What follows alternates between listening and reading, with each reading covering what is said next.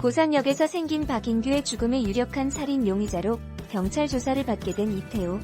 지선우 역시 민현서에게 메어준 머플러를 죽은 박인규 옆에 피투성이로 발견되었기에 용의선상에 놓였지만 민현서가 지선우의 도움이 필요한 이상 지선우를 범인으로 몰 확률보다는 이태호를 범인으로 몰고 갈 가능성이 높아요. 지선우, 이 문제에 있어서만큼은 회장님과 제가 한 배를 탄 겁니다. 인정하기 싫으시겠지만 어쩔까요? 회장님 사위 살릴 건지 말 건지 그것만 결정하시죠. 지선우는 여병규 회장의 손녀인 제니와 준영의 아빠인 이태호가 살인자가 된다면 평생 살인자의 자식이라는 꼬리표가 따라다닐 거라며 여병규 회장에게 압박을 가합니다. 진짜 이유가 준영의 미래 하나뿐일까요? 지선우, 이태호 씨 결혼반지입니다. 제 차 안에 떨어져 있었어요. 내가 이 사람 알리바이입니다.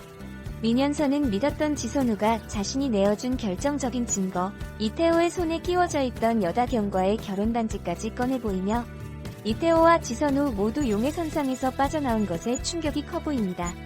더 이상 지선우를 곤란하게 만들지 않겠다며 스스로 자기 문제를 해결해보려 했지만 민현서는 또 지선우의 굴레 안에 갇혀버린 듯합니다.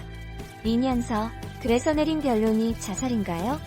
내가 헤어지자 그래서 인규가 나 때문에 죽은 거라고요? 지선우, 죄책감 느낄 필요 없어. 박인규가 선택한 거라고. 민현서는 이대로 박인규의 미심쩍은 죽음이 자살로 종결되는 게 마음에 들지 않지만 더 이상 죄책감 가지지 말고 박인규를 완전히 벗어나 이제 제대로 된 인생을 살라는 지선우의 충고를 오히려 되돌려줍니다. 선생님도 나처럼 되지 말란 법 없지 않냐고. 얼핏 들으면 은희도 모르는 발언 아닌가라는 생각이 들 수 있지만 지선우는 알고 있겠죠. 박인규와 민현서의 관계가 자신과 이태호의 질긴 인연과 크게 다르지 않다는 것을. 이태호, 날 살리려고 온 게 다른 누구도 아닌 하필 지선우라니. 웃기지? 여다경 그 여자가 죽였을지도 모른다며? 이태호, 그러게 자기가 의심받을 수도 있었는데 그런 상황에 그런 위험까지 감수하면서 온 거야 그 여자. 여다경, 왜? 아직도 감정이 남았대? 이태호, 준영이 때문에? 내가 준영이 아빠라서. 근데 다경아, 나 제니 아빠기도 하잖아. 아니야. 여다경은 여병규 회장과 함께 이태호가 곤란한 상황이란 걸 알았음에도 모른 척 전화를 받지 않았습니다.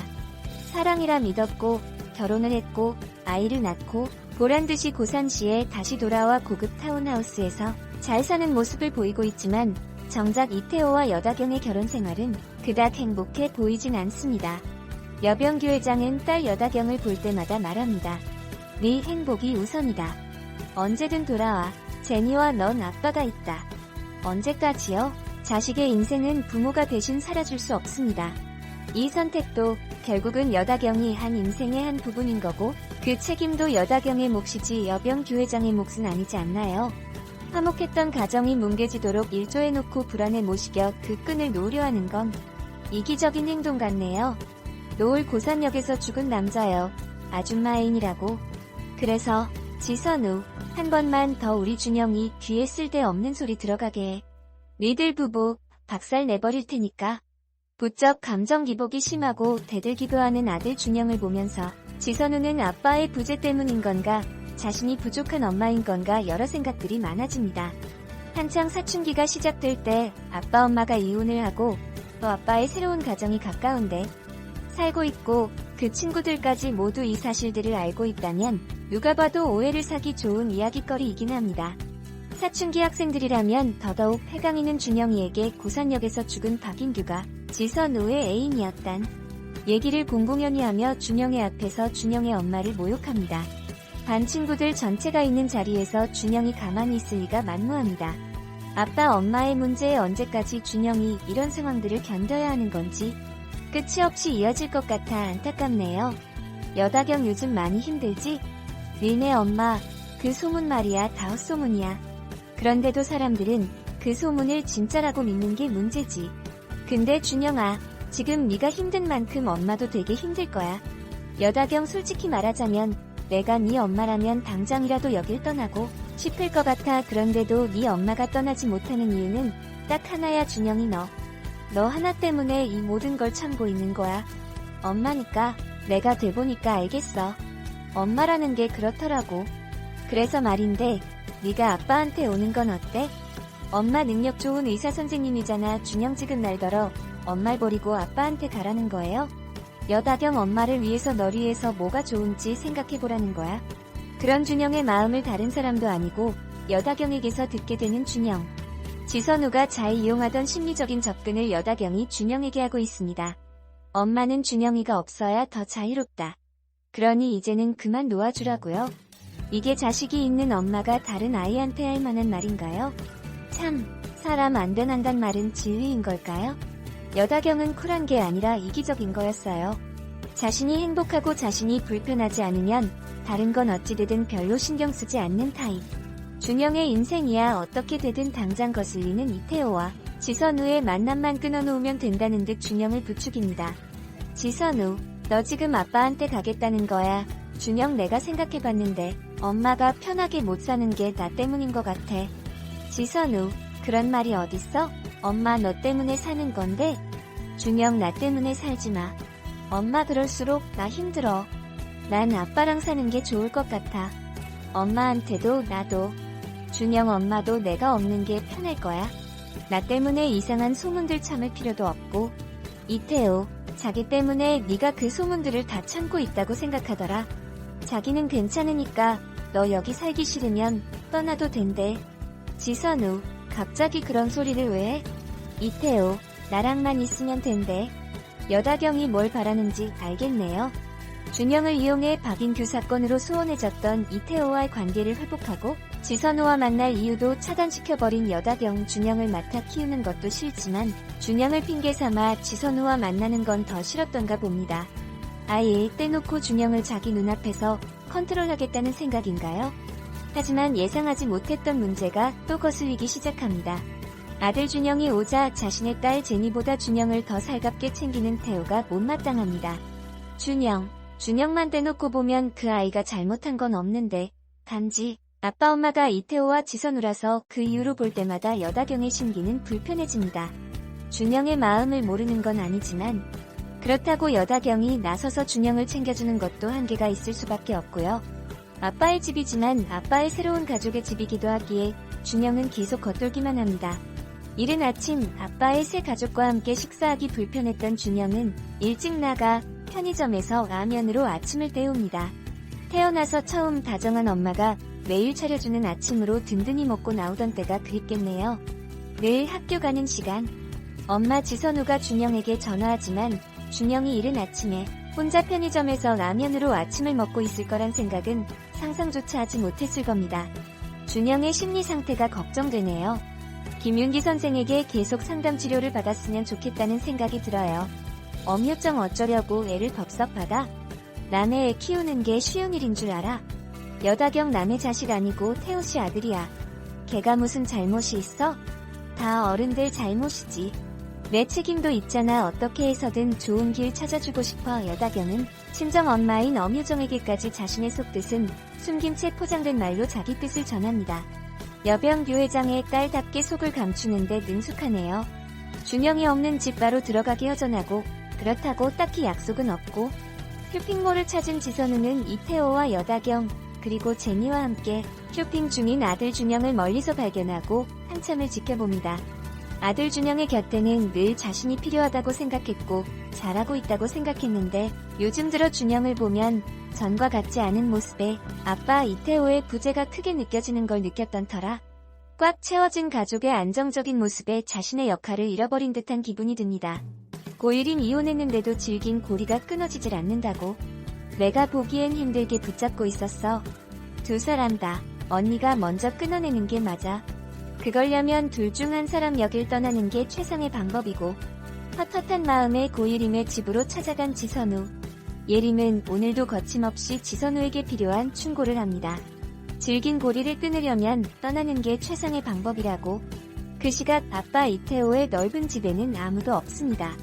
도우미 아주머니가 차려준 밥을 혼자 먹고 엄마가 보낸 문자를 보며 준영은 어떤 생각들을 하고 있을까요? 이태호, 준영이 유학 보낼 생각하고 있어. 그래서 데려오자고 한 거야?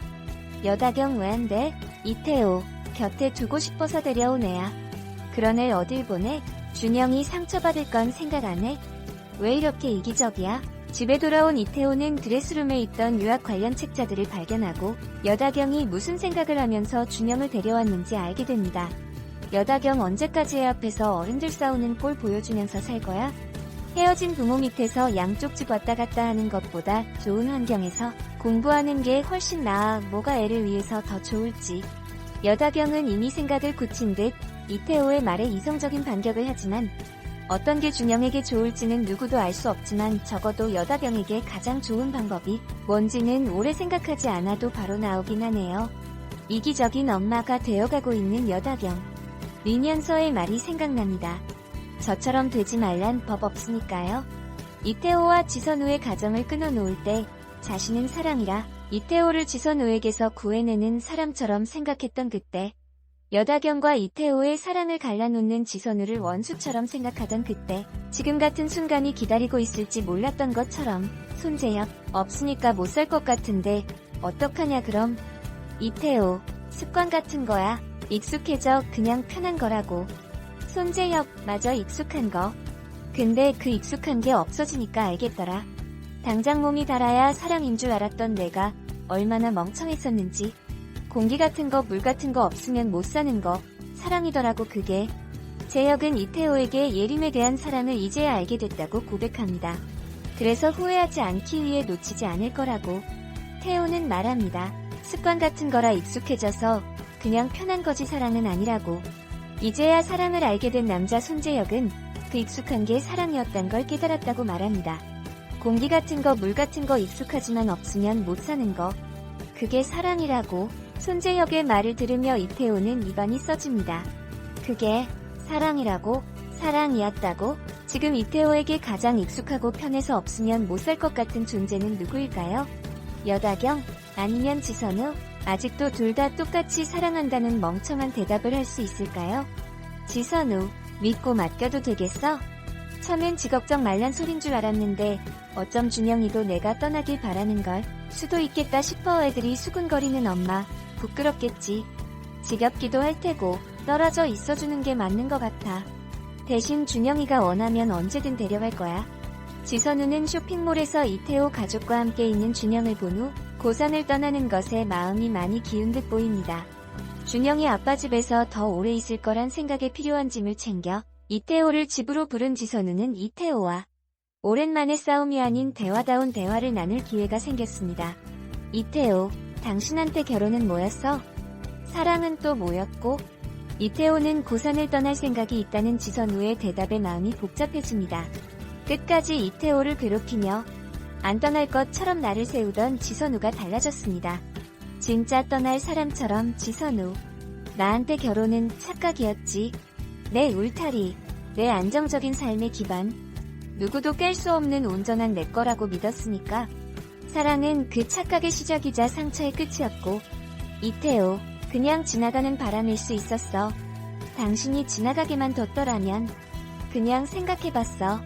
그때 당신이 날 한 번만 봐줬더라면 어땠을까? 이태호, 사실 그 결혼 후회한다고? 막상 살아보니 별거 없다고 그렇게 말해주면 돼. 사랑이 괴로움이 되는 순간 모든 게 똑같아졌다고, 평범하고 시들해졌다고 그렇게 말해주면 너도 진심을 말해줄래? 이제 와서 지선우에게 어떤 진심을 바라는 건지. 이태호는 지선우가 바라는 답을 알기라도 하는 것처럼 흥분해서 소리칩니다. 스스로에 대한 자조 섞인 말들을요. 이태호, 날 용서해주지 않았던 거, 날 밀어냈던 거, 날 개자식 만든 거 전부 다 후회하고 있다고. 사실 아직도 나한테 미련이 남았다고. 무릎 꿇고 싹싹 빌면서 다시 잘해보자 그러길 바라고 있었던 거 아니냐고. 당신 그리고 지선우에게 듣고 싶은 말도 이렇게 미웠는데 그게 모두 지선우를 사랑해서 생긴 감정이라는 듯. 아직도 후회하고 용서할 마음은 없냐고. 이태호, 지금도 나한테 안기고 싶잖아. 당신 지선우. 미친, 도대체 제 정신인 건지. 리년서가 그날 경찰서에서 지선우의 눈빛에서 자신이 박인규에게 느꼈던 같은 마음을 보았다던 말. 그리고 조심하라는 말, 선생님도 저처럼 되지 말란 법 없지 않냐는 말, 복선처럼 짙게 깔린 그 말대로 이태호는 지선우를 몰아세웁니다. 그리고 지선우는 준영마저 없는 자신을 구석으로 몰아붙이는 이태호를 결국 뿌리치지 못하고 미움인지 사랑인지 불명확한 감정으로 다시 하나가 되려 하네요. 이태호, 하하, 노답. 그 노답을 받아준 지선우는 뭐고 준영과 제니는 뭐가 되나요? 이태호, 나 돌아올까? 지선우, 아니, 그 결혼은 지켜 그저 순간적인, 일시적인 감정일 뿐이었다. 그러니 그 결혼은 지키라는 지선우. 제발 그 가정은 지켰으면 좋겠습니다. 더 이상 누구도 상처받지 않으려면 지금의 가정에서 여다경과 제니에게 잘하면서 잘 살아줬으면 좋겠네요. 준영과 지선우는 부산을 떠나서 다른 곳에서 잘 자리 잡고 서로 의지하며 살았으면 하는 바람이고요. 이제 부부의 세계 마지막 회까지 사회 남았는데 이렇게 이태호와 지선우가 다시 엮이게 되니 참 꼴보기 싫은데 끝까지 부모로서 책임감 있는 모습을 보고 싶다는 생각이 듭니다. 부부의 세계 심리전을 한 회 한 회 볼 때마다 진이 쏙 빠지는 것 같아요. 덕분에 부부의 세계 시청률은 고공행진을 하고 있지만요.